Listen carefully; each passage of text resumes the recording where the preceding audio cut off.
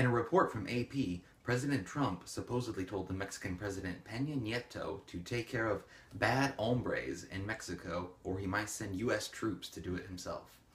The claim comes from an allegedly leaked transcript of a phone call between Nieto and President Trump that was given to AP by an unknown source. "You have a bunch of bad hombres down here," Trump told Peña Nieto, according to the excerpt given to AP.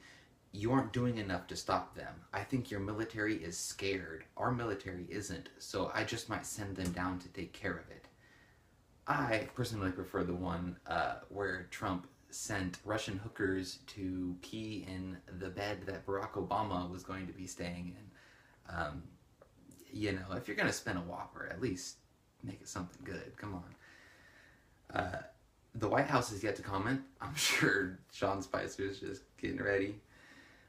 And Mexico's Foreign Relations Department denied the account, saying that it is based on absolute falsehoods.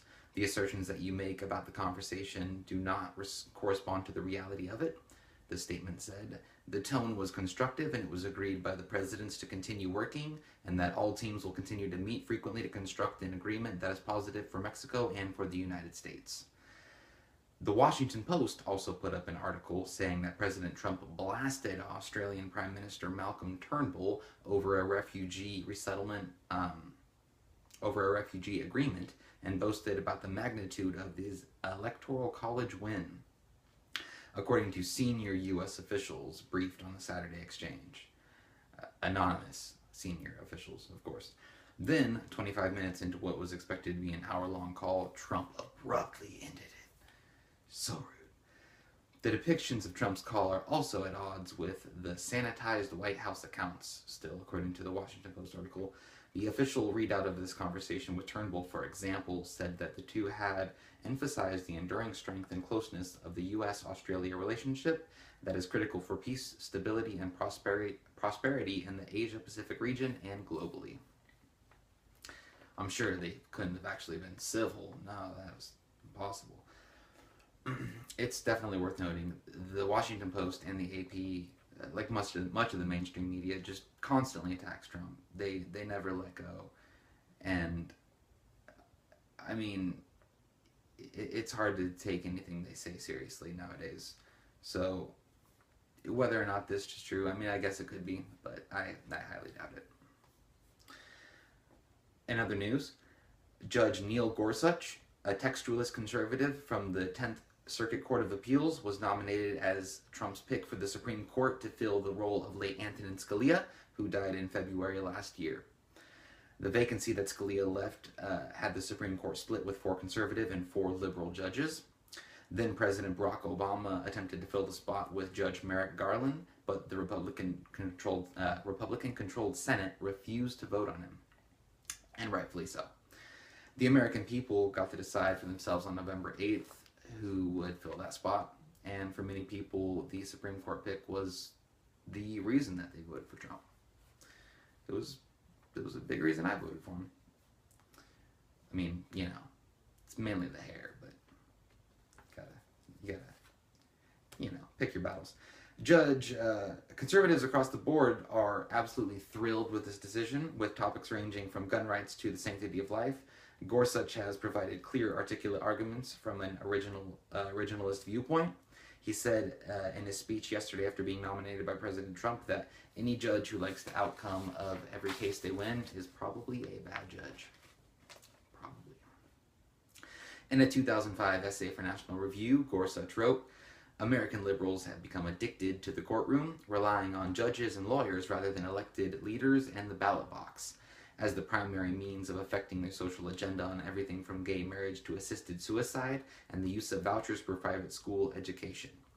The overweening addiction to the courtroom as the place of debate and social policy is bad for the country and bad for the judiciary.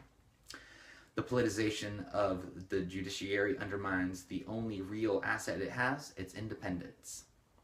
Judges come to be seen as politicians, and their confirmations become just another avenue of political warfare."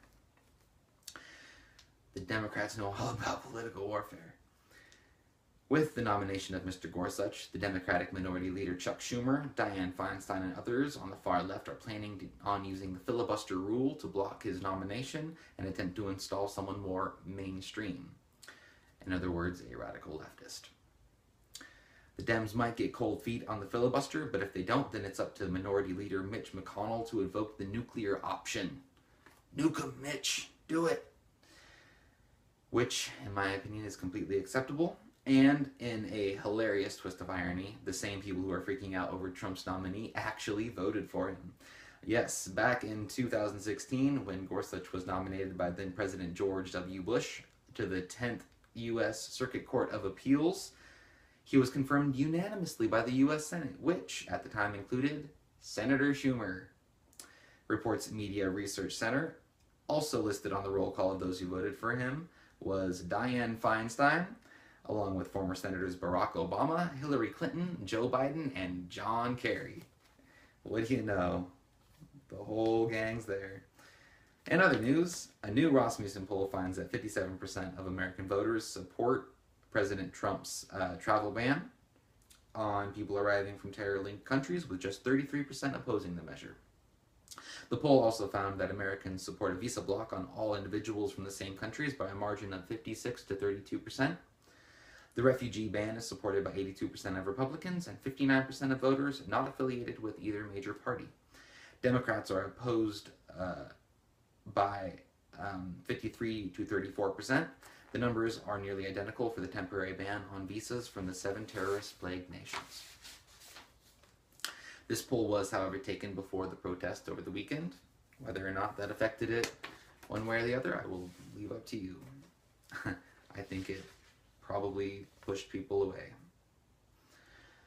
A Yahoo News article detailed former President Obama's first break of silence after leaving the White House, with Obama spokesman Kevin Lewis saying, "President Obama is heartened by the level of engagement taking place in communities around the country, and citizens exercising their constitutional right to assemble, organize, and have their voices heard by elected officials is exactly what we expect to see when American values are at stake." Remember when Bush came out after Obama took office and was trashing Obama? No, you don't? Yeah, maybe do I, because that didn't happen. I will say, he waited 10 days, and, that's pretty good considering he probably had to recover from a pretty savage beating from Michelle Obama after Donald Trump's inauguration speech. She looked pretty pissed. Anyways, a Fox News report details how Iran has tested a ballistic missile in defiance of the UN, a UN resolution, according to U.S. officials. The launch occurred Sunday at a well-known test site outside Semen, about 140 miles east of Tehran. Fox News was first to learn. The Khorramshahr medium-range ballistic missile flew 600 miles before exploding in a failed test of a re-entry vehicle, officials said.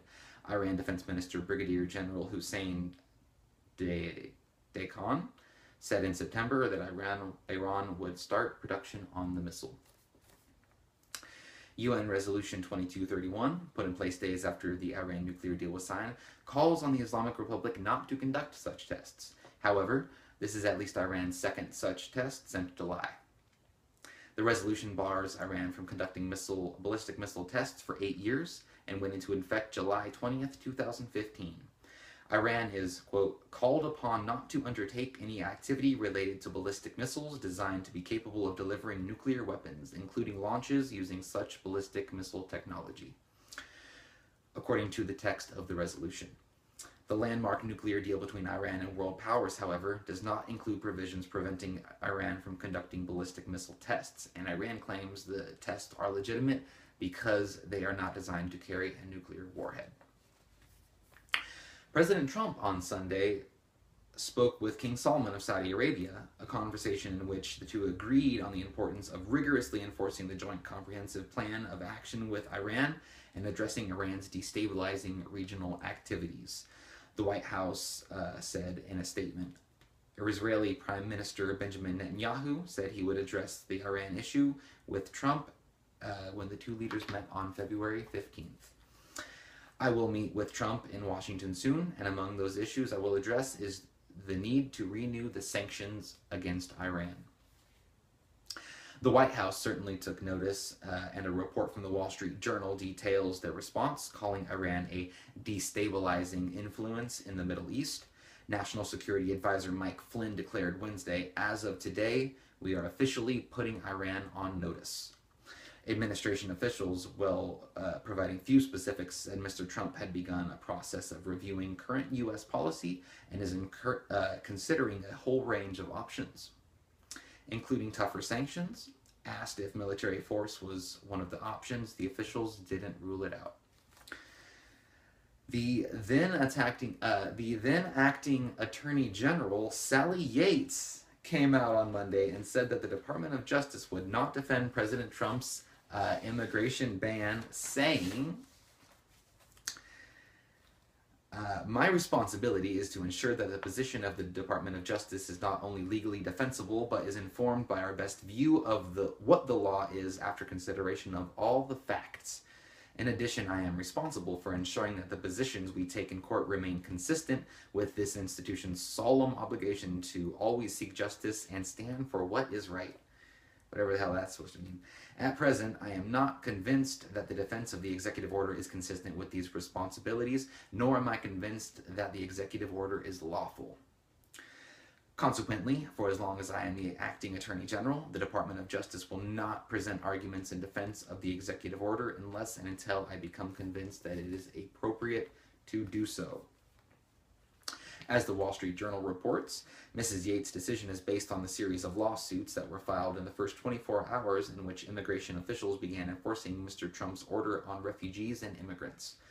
Civil rights and immigrant advocates sued on behalf of individuals affected by the decision, particularly legal permanent residents who suddenly found themselves in limbo at U.S. airports when the order went into effect. Because of those lawsuits, Justice Department lawyers have begun appearing in court and to defend the legality of the order, meaning that Mrs. Yates ended up overseeing, albeit temporarily, the legal position of the Trump administration. Senator Sessions, who is the upcoming hopeful for AG, is still awaiting confirmation from the Senate.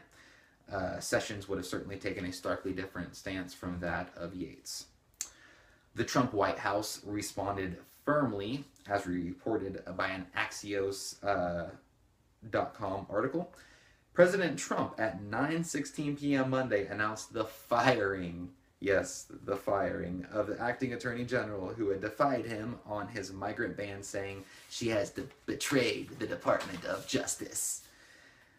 Until the confirmation of Jeff Sessions as Attorney General, Trump named Dana J. Bonet, a 31-year Justice Department veteran, as acting AG. Bonet was nominated by President Obama in 2015 to be the U.S. Attorney for the Eastern District of Virginia, based in Alexandria. Bonet is a graduate of St. Louis University and its law school and has lived in Northern Virginia for 29 years, according to his official bio. Here is the text of Trump's announcement, emailed to reporters. Statement on the appointment of Dana Bonet as acting Attorney General. The acting Attorney General, Sally Yates, has betrayed the Department of Justice by refusing to enforce a legal order designed to protect the citizens of the United States. This order was approved as to form and legality by the Department of Justice Office of Legal Counsel. It's a mouthful. Mrs. Yates is an Obama administration appointee who is weak on borders and is very weak on illegal immigration. Yeah, you know Trump wrote this. It is time to get serious about protecting our country. Calling for tougher vetting on individuals traveling from 7 dangerous places is not extreme. It is reasonable and necessary to protect our country. Tonight, President Trump relieved Mrs. Yates of her duty and subsequently named Dana Bonet, U.S. Attorney for the Eastern District of Virginia, to serve as acting Attorney General until Jeff Sessions is confirmed by the Senate, where he is being wrongfully held up by Democratic senators for strictly political reasons. Quote, I am honored to serve President Trump in his role until Senator Sessions is confirmed. I will defend and enforce the laws of our country to ensure that our people and our nation are protected, said Dana Bonet, acting Attorney General. In other words, you're fired. That lady just got flattened by the Trump train. And with that, I will bid you all adieu. I hope you enjoyed this video. I am hoping to post videos daily, and I hope you subscribe and stay tuned for more to come. May the force be with you.